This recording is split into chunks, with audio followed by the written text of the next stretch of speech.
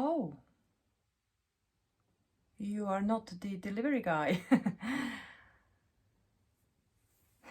Wait, please, don't speak.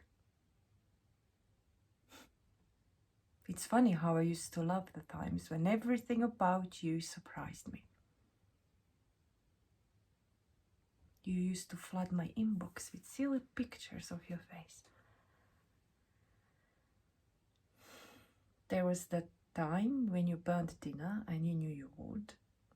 So you had desserts and smoothies on standby.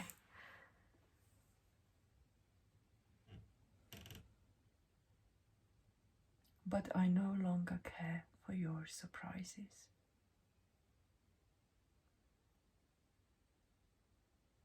And you are not the delivery guy.